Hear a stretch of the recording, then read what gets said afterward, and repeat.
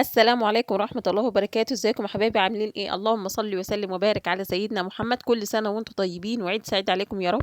بعد ما أكلنا الكحك وأكلنا الغريبة والبيتي-فور ونواعم العيد واتسلينا بالترمس، يلا بينا بقى نرجع للروتين بتاعنا. أنا كان نفسي أصور معاكم بصراحة في رمضان بس ما قدرتش ما قدرتش أصور كل الفيديوهات وما قدرتش أمنتج كل اللي عندي، فاضطريت إن أنا أمسح كل اللي أنا مصوراه، فعشان كده بقى رجعت معاكم بروتين بعد العيد في تنضيف المطبخ. زي ما انتم شايفين كده المطبخ ليه يومين انا ما عملتش فيه حاجه، كنت واخده اجازه بصراحه، نوم متواصل وانتخى. عايزه اقول لكم بقى حبيت اعوض كل كل اللي شفته يعني. تمام. ف اليومين دول بقى الاكل الموجود في التلاجة وكمان النوم، اكل موجود في التلاجة وكمان نوم. بصراحه يومين ثلاثه كده انتخى، لان الايام اللي فاتت كانت كلها سهر وكلها تعب وانام متاخر واصحى بدري، طبعا كل الامهات كانت عامله كده، خصوصا في ايام الدروس والامتحانات اللي كانت عند الولاد وكده.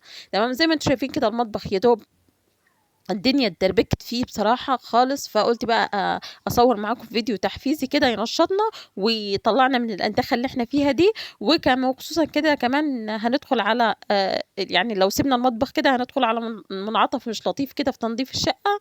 فقلت لأ، أنا أقوم بقى يعني أبدأ بالمطبخ، خصوصا إن الشقة كلها الحمد لله متروقة ما عدا المطبخ، لأن المطبخ الصراحة كان يعني مش عارفة ليه كنت بس بحس إنه تقيل على قلبي وأنا داخلة المطبخ أعمل حاجات فيه، خصوصا إن أنا مقضية الشهر كله في المطبخ يعتبر. فعشان كده حسيت إن تقيل على قلبي إن أنا أنضف المطبخ، فحبيت إن أنا آخد يومين 3 منه راحة، والحمد لله برضه أخدت.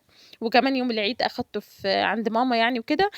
وبرضه ما عملتش أي حاجة عايزة أقول لكم، فعشان كده المطبخ عندي الدرب كله فوق بعضه، فقلت بقى لأ ما بديهاش أقوم بقى أشوف أهم حاجة المطبخ. عايزة أقول لكم إن أنا شغالة في المطبخ، حطيت دورة غسيل في الغسالة، لأن الغسيل برضه هو الغسيل والمطبخ هم أكتر حاجة يعني آآ فلتوا من إيديّا بصراحة. فعشان كده يعني حاطة دورة غسيل في الغسالة، مشغّلة الغسالة جنبي وكمان مشغّلة الراديو جنبي، وبدأت على طول قُلت هاصوّر معاكم وارجع بقى لروتيناتنا مع بعضينا تاني، وارجع لتشجيعكم ليّا وأنا أشجّعكم وأنتم تشجعوني، خصوصًا في الأيام الأنتخة دي، وخصوصًا إن إحنا داخلين على الحر والفرهدة.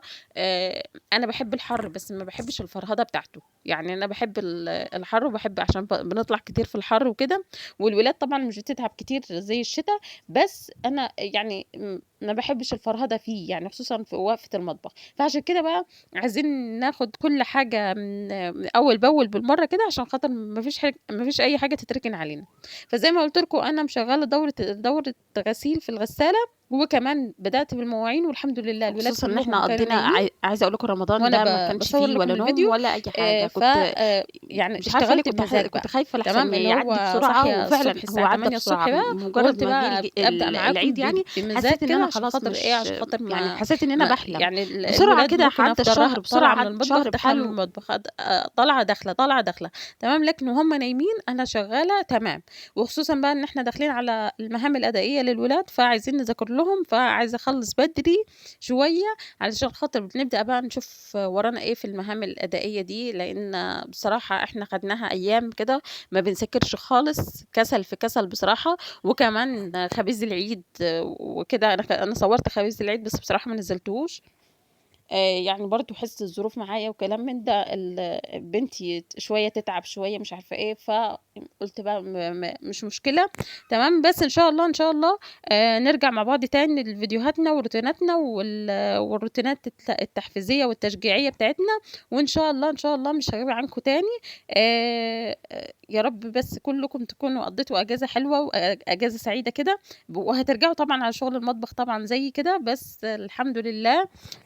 الحمد لله يعني الشهر عدّى بخير، والله الواحد ما حَس بيه، يعني عدّى شهر رمضان ما حسّيتش بيه.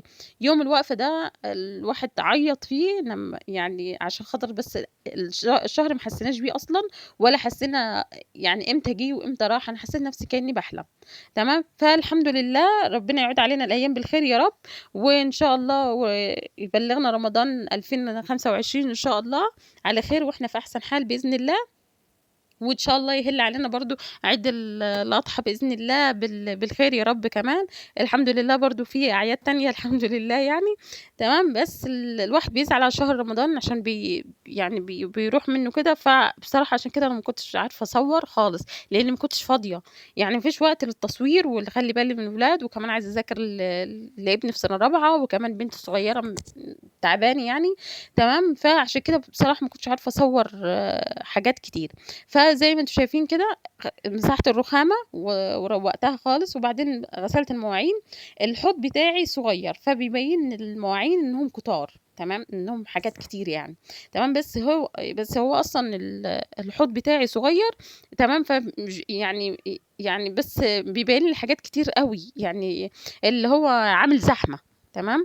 خصوصًا المطبخ بتاعي صغيّر، والشقة بتاعتي صغيّرة، والحوض كمان بتاعي صغيّر، فعشان كده، تمام. فالحمد لله أهو خلصت منهم، وبعدين بقى دخلت على البوتاجاز. بُصّوا الحمد لله البوتاجاز مش مبهدل أوي، لإن الحمد لله كان عندي أكل يا دوب أسخّن وناكل أو أطلّع حاجات من الفريزر سريعة يعني، تمام. مش مجمدات عشان بس أنا يعني قاطعت المجمدات خالص بصراحة. المصري وغير المصري، يعني الحاجات اللي هي مقاطعة، والحاجات اللي هي مش مقاطعة، بصراحة كُلّه أنا مش باجيبه دلوقتي خالص، تمام. أولًا غالية، ثانيًا مش نضيفة، يعني عايزة أقول لكم إن مرّة جِبنا البانيه ده لقيت فيه ريش من جوّه، يعني رميت الأكل كلّه بسببه، استغفر الله العظيم يعني.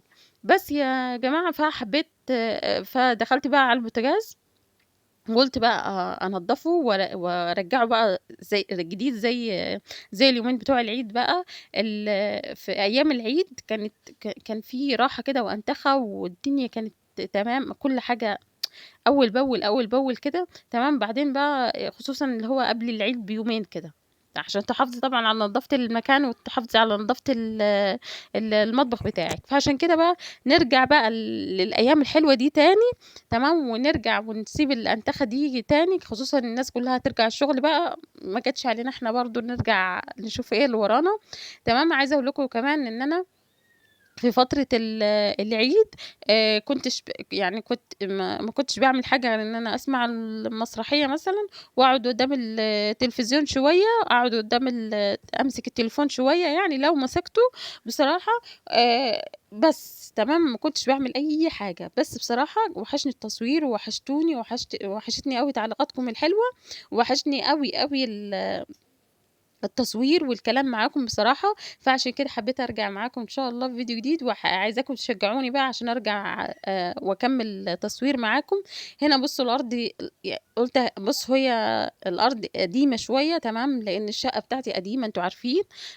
ف بُصّوا مسحتها وبعدين مشيت عليها تاني، بس أنا مش عارفة ليه الكاميرا مبيّناها إنها سودا أوي كده، هي يعني أنضف من كده يا جماعة والله، بس مش عارفة ليه الكاميرا مبيّناها كده، تمام. زي ما أنتم شايفين المساحة برضه الإيد بتاعتها حاسّاها بايظة، تمام. كل ما أحطها فيها بتفلت، فغيّرتها وحطيت مكانها الإيد الخشب دي، فبصراحة مريّحاني ومريّحة الدنيا، يعني اللي هو رايحة جاية بامسح بيها بُصّوا بكل سلاسة كده وسهولة، تمام.